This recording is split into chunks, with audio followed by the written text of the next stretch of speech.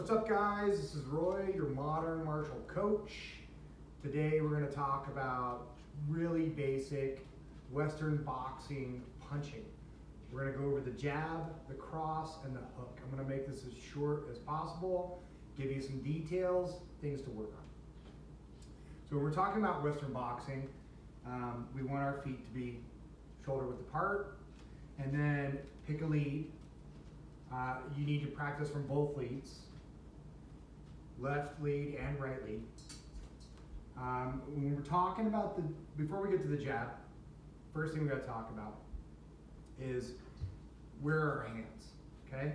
So when we're squaring up, right now my body is straight, right? I'm squared towards you.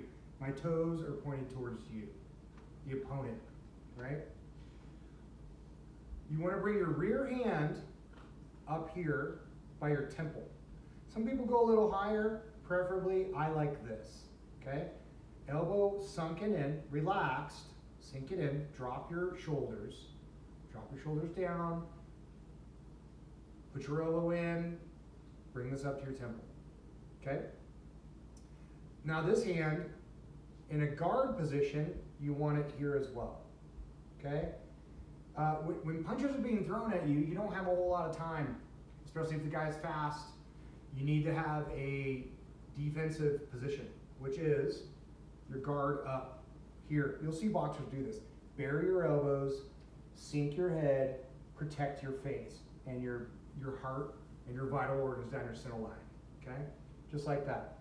When we're talking about the jab, or when you're squaring up with someone, I should say, rear hand is covering your face, right?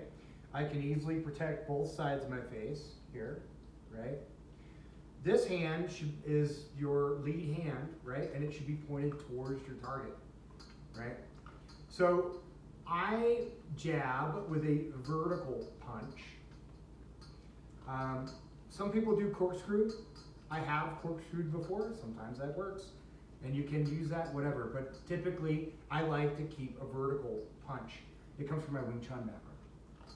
So when I'm squaring up, my hands here, I want to turn my body just a little bit. My hips and center line are all lined up, but you see it gives you a smaller silhouette. So instead of just going towards someone with a huge target, right, you want to get rid of some of that target. Rear hand is up, shoulder down, elbow sunken in. This hand is pointed straight towards the target. So when you jab, it should come from your elbow, not your shoulder. See that? See how easy that is to see? It should come from your elbow, or drive from your elbow. Stretching, you want to stretch forward. One thing to note, if you can see this from the side, you don't want to overextend your elbow. When you overextend your elbow, you're easily pulled off balance. Any type of Aikido guy, any type of any guy really, you overextend your strike, you're changing your center of balance, and it makes me want to go forward.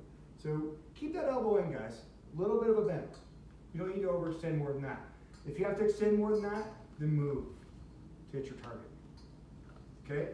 So from the side again, my rear hand is up, protecting my face. Feet are shoulder width apart, both widthwise and lengthwise. And my weapon is pointed straight to my target, and it goes straight to my target, and that's it. You can punch mid, I guess that would be more mid, low, high, and this is really a feeler. So to look at it from this angle, when we're squared up, it just goes straight to the target. Don't overthink it. It's not to be overthought. Jabs are not about knocking someone out. It's about feeling. Could someone get knocked out by a jab? Sure, not likely. Depends on where you hit them. Depends on timing. There's a lot of things to think about. But fist goes straight to target. Okay? That's a jab. Now let's talk about the cross. So the cross comes from a rear hand, okay? So I've done my jab, Here comes the cross. This hand, my front hand, if I'm gonna send this hand out, I better cover my face with the other hand, okay? So jab, cross, goes straight out down the center line just like a jab does, but it does turn at the end. It generates a lot of power that way. I'm also pushing off my rear foot. So jab, cross. Do you see my rear foot? Pushing forward. Jab, cross. Pushing forward. From the side, jab, bring it back, cross, push, bring your heel up. Get a little bit more distance, and you get a lot more power. Rotate your hips, jab, cross. Back to neutral. Jab, cross, turn it over. Turn your hips, turn your heel, punch with your body. It's not your hand flying out. It is corkscrewing into your target. Okay? So from the front, jab, cross, push off. Down your center line, straight. Boom. A jab can be all levels, so can a hook. Not a hook. Cross. Jab can be all levels. They can jab high. I can cross low. I can jab low. I can cross high. Okay? Or middle, right? I can jab and cross middle. Mix them up however you like. But cross. Make sure that you practice your jab on your other side as well. Be ambidextrous with your striking. You never know where you're going to be. You never know where you're going to move to and how the opponent's going to affect you. So be able to do all strikes in all positions, ideally. Now let's talk about the hook. So the hook, this is not a hook. That's a haymaker, okay? You can see that from 1,000 miles away. Same as this isn't a cross. And this isn't really a jab. I'm not trying to punch someone's shoulder. I'm trying to punch someone down their center line. So if you draw a line from the top of your head, right? Raise your spine up tall.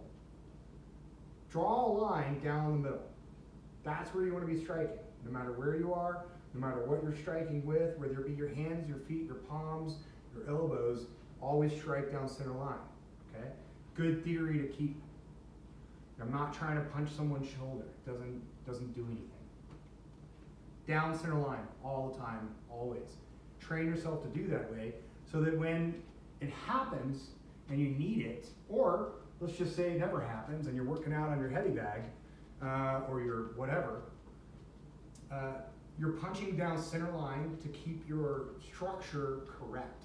If you punch off center line, there's a couple things going to happen. You're going to lose power. You're going to be sloppy. You're going to be off balance. And you could injure yourself. Okay? Back to the hook. Hook looks just like a jab, right? It comes out, then it turns over, and you rotate with your body for the hook. Again, this is not a hook. This is a haymaker. That's BS, okay? You don't get as much power. You don't get almost no power. You could be the biggest, strongest guy ever. If you punch like this versus using your body, you're going to get a whole lot less power, okay? So again, the hook comes out just like a jab, goes straight to the target, and then it turns at the end. Now look at my front foot. I'm rotating on the ball of my foot to engage my hips, and I'm closing the door. It's like closing a door, right? It's on a hinge. Close the door. So it comes out straight, and then it turns at the last second to make it a hook. Now, if you saw just then, I kind of went at an angle. You can do that.